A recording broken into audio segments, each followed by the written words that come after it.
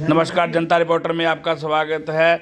डेरा जगमालवाली में महात्मा वीरेंद्र सिंह से संगत का मिलने का सिलसिला आज तीसरे दिन भी जारी रहा। हजारों की संख्या में लोग मिलने के लिए पहुंचे। महात्मा वीरेंद्र की ओर से हालांकि कहा गया है कि वे गद्दी पर नहीं बैठेंगे और सत्संग भी नहीं करेंगे जब तक जांच पूरी नहीं हो जाती।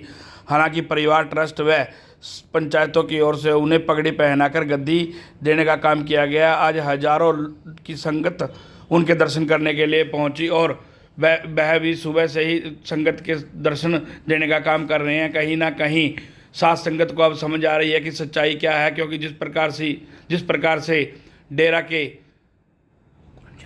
अनुयायी अब आने लगे हैं तो उन्हें समझ आ रही है, क्योंकि वकील साहब कहते थे कि डेरा की साथ संगत सियाणी और समझदार है। अब उनके सामने सच्चाई आने लगी है।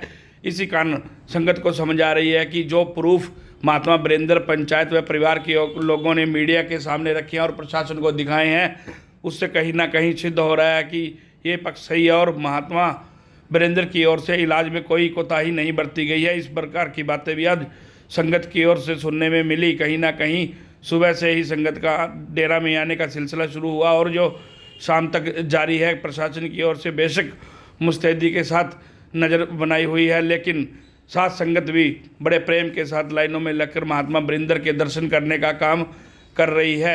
महात्मा वीरेंद्र कल भी डेरा की कॉलोनी में गए और गौशाला में गए, वहाँ गऊओं को गुड़ व हरा अपने हाथों से डाला और उनकी ओर से एक ट्रस्टी बनकर डेरे की काम सेवा करने का काम है वो जारी है। कहीं ना कहीं यह बताया जा रहा है कि आने वाले दिनों में जल्द जांच का काम शुरू होगा और जांच पूरी होने के बाद महात्मा वीरेंद्र की ओर से सत्संग भी किया जाएगा और नाम दाम देने का सिलसिला भी शुरू होगा। इस प्रकार की खबरें सूत्रों के हवाले से निकल के सामने आ रही हैं।